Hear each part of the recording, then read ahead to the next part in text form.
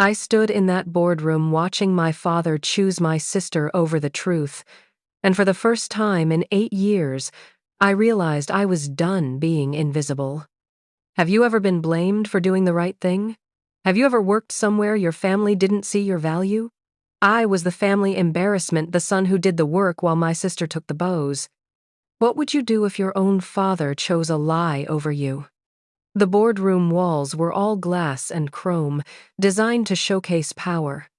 But standing there watching Dad's dismissive glare, I felt like I was trapped in a fishbowl while everyone outside debated whether to feed me or flush me. Violet stood at the head of the conference table in her designer suit, red-soled heels clicking against marble as she presented the Georgia deal. $12 million. Luxury condos outside Atlanta. Her slides were perfect, too perfect. Because I'd built them. I'd run the numbers. I'd checked every permit, every zoning code, every contractor bid. But somewhere between my desk and her presentation, the numbers changed. We're projecting 18% ROI in the first quarter, Violet announced, her voice dripping with confidence she hadn't earned. My stomach dropped. 18% was impossible with the revised construction costs. I'd told her that yesterday. Told her we needed to adjust projections to 14% or lose credibility with the investors. She'd smiled at me like I was a child who didn't understand how business worked. Now those same investors sat around the table, men in expensive watches who'd golfed with me in Florida, who'd trusted me with their money for years while Violet collected the credit. I watched their faces as they absorbed the inflated numbers, watched them start to believe. I couldn't let this happen. Actually, I said, my voice cutting through her presentation, those numbers need correction. The room went silent. Violet's smile froze.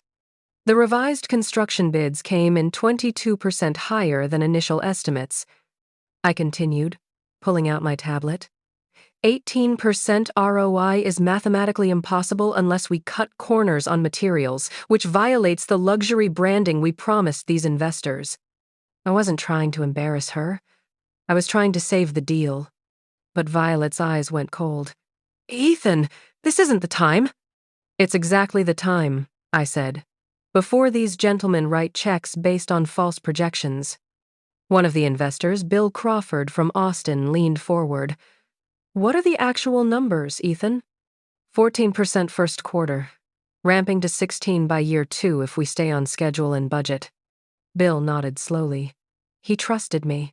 They all did, even if they didn't know my name as well as they knew Violet's. But before Bill could speak, Violet slammed her hand on the table. This is exactly what I'm talking about, she said, her voice shaking with manufactured hurt. My brother has been undermining my authority for months, in front of clients, in front of staff, and now in front of our board. I stared at her. Violet, I'm correcting a mistake. You're sabotaging me because you're jealous, she snapped. Because Dad gave me this position and you can't handle it.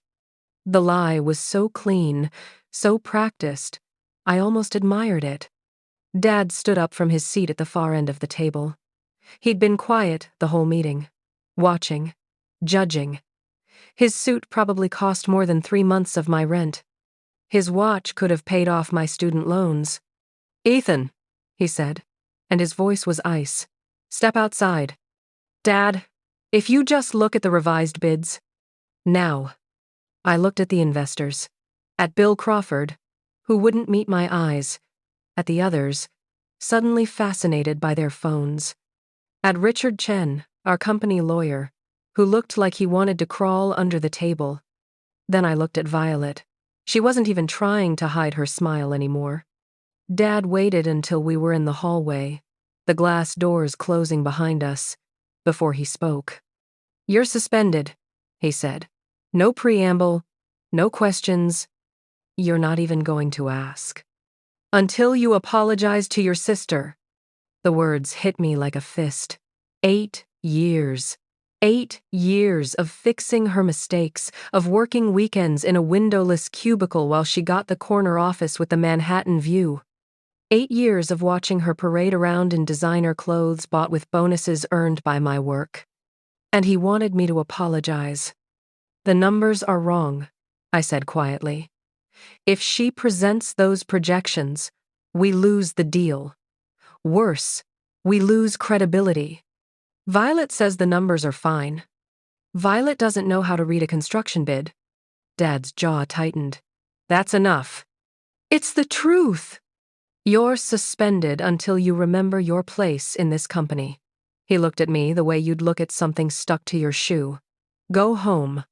Think about whether you want to be part of this family business or not."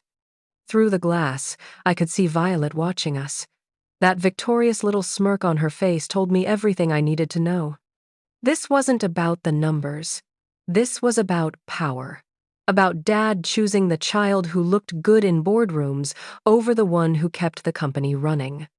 I could have argued, could have begged, could have pulled out my tablet and forced him to see the truth. Instead, I looked him straight in the eye and said one word. "All right." The surprise on his face was almost worth it. I walked back into that boardroom while everyone stared, grabbed my laptop bag from under the table. Violet's smirk widened. "Ethan," Richard started. "I'm good," I said. I walked past the glass walls, past the assistants pretending not to stare, past the cubicles where people I'd trained ducked their heads, took the elevator 60 floors down to street level. My phone buzzed before I even hit the lobby. A text from 3 months ago that I'd never answered. Natalie Rivera, corporate attorney from Sterling Development Group. We'd met at an industry mixer in Boston, one of those networking events Dad sent me to because Violet hated them. She'd been the only person that night who asked me about my work instead of asking about my last name. Her business card was still in my wallet. Her last text said, "Offer still stands. Coffee when you're ready to talk about your future." I'd ignored it then because I still believed Dad would see me eventually, would recognize that I was the one holding everything together. Now, standing on the Manhattan sidewalk with my career in a cardboard box, I finally understood. He'd always seen me. He just didn't care. I pulled out my phone and typed, "Tomorrow, Boston. I'm ready." Her response came before I'd even hailed a cab. "I'll be waiting." I walked out of that boardroom with one word, "all right," and nobody knew I'd already planned their downfall 3 years ago. They just gave me the perfect reason to execute it. Drop a comment if you've ever been underestimated by the people who should have believed in you most. Some men break when their family betrays them. I sat at my kitchen table at 3 a.m. and built an empire in my mind instead. The cab dropped me at my Brooklyn apartment, the one Dad always called poverty chic, because it had exposed brick and I'd furnished it from second-hand stores. But it was mine. Paid for with my salary, not family money. No trust fund, no handouts. Just me. I dropped my laptop bag on the couch and stood in the middle of my living room, waiting to feel something. Anger, grief, regret. Nothing came. Maybe I'd already done my grieving years ago. Maybe I'd mourned my father's love back when I was 12 years old, standing at Mom's funeral while Dad blamed me for her death. She'd been driving to my school play when the truck ran a red light. Dad never said it out loud, but I heard it in every cold shoulder. Every time he looked at me and saw her. Every time he chose Violet because she reminded him of himself, while I reminded him of what he'd lost. I opened my laptop and started pulling files. 8 years of documentation. Every email where I'd corrected Violet's work. Every proposal I'd written that she'd presented as her own. Every late night I'd spent fixing her mistakes so the company wouldn't collapse under the weight of her incompetence. I wasn't angry. I was precise. By midnight, I'd organized everything into a single folder. By 1 a.m., I'd drafted my resignation letter short, professional, effective. By 2 a.m., I'd written the email that would end Hudson and Associates. Not because I wanted to destroy Dad, because I wanted him to finally see what he'd dismissed for 8 years. The email went to 3 people: Bill Crawford in Austin, Michael Torres in Florida, and David Park in Texas. Our three biggest investors, men who'd trusted me personally, who'd invited me to golf tournaments and family barbecues, who called me directly when they had questions because they knew Violet couldn't answer them. I didn't lie in the email. I just told the truth Dad had been hiding.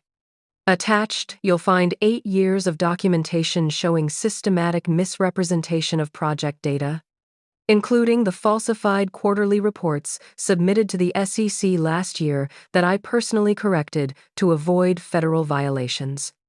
I've resigned from Hudson and Associates, effective immediately. I wanted you to know why, and to have the information necessary to make informed decisions about your investments. I attached the files, checked the email 3 times. Then, I looked at the clock. 3:17 a.m.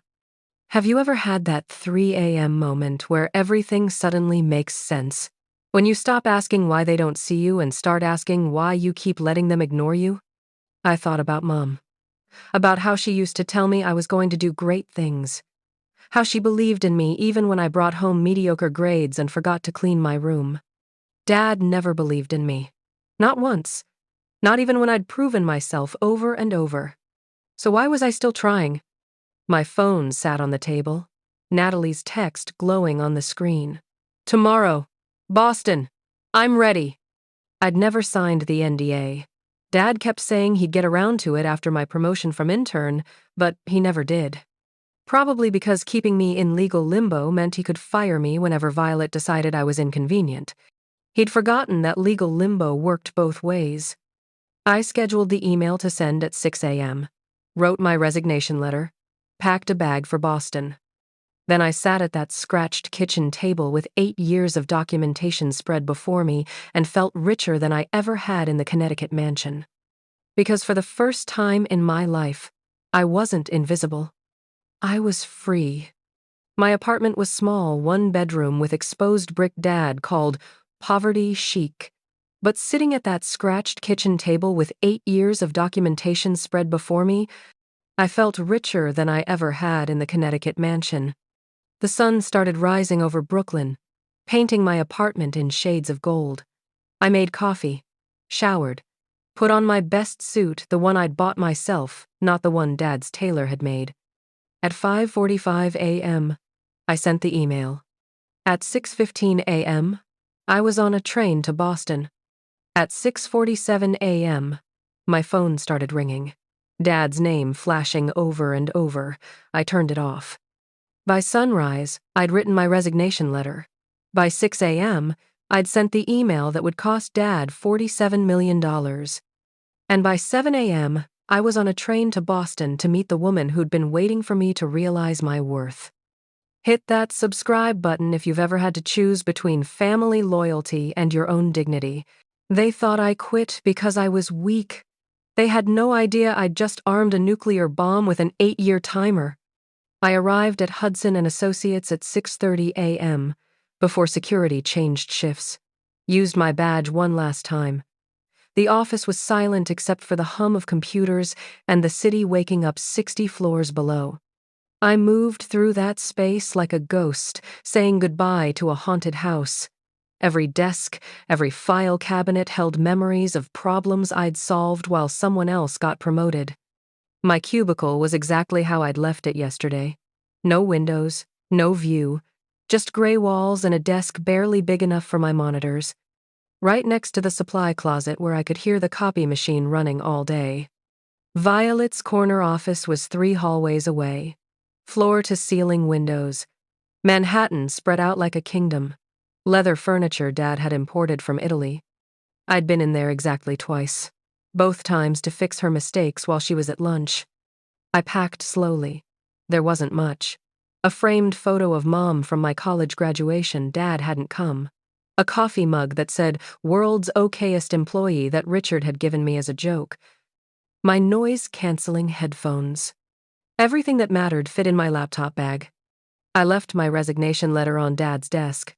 Short and professional. No explanations. No accusations. Just, effective immediately.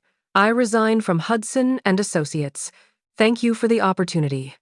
I didn't mention the email I'd sent 2 hours ago.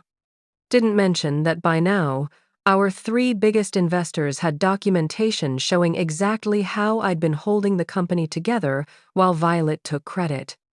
I just left. The elevator doors opened as I headed toward them. Richard Chen, our company lawyer, rushed out looking like he'd slept in his car.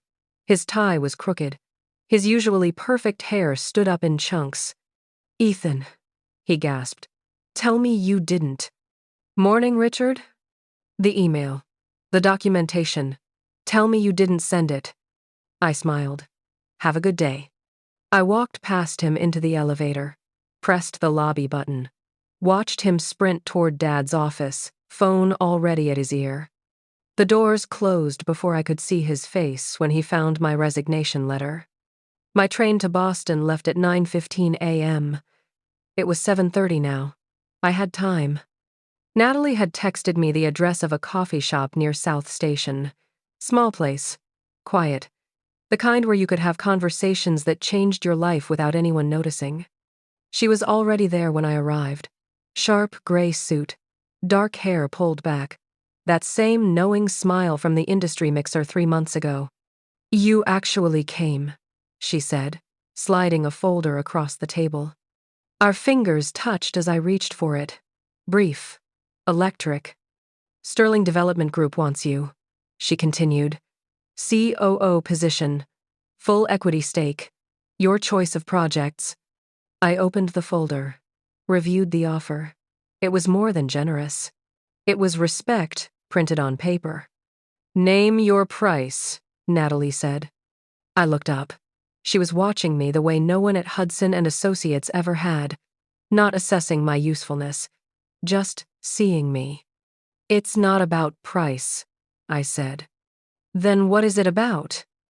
"Being seen." Her eyes held mine. "Then let me see all of you."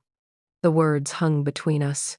Not just a job offer, an invitation to something I couldn't quite name yet. My phone buzzed. Dad calling again. 4th time this hour. Behind Natalie, a TV mounted on the wall showed the morning financial news. Breaking headlines scrolling across the bottom.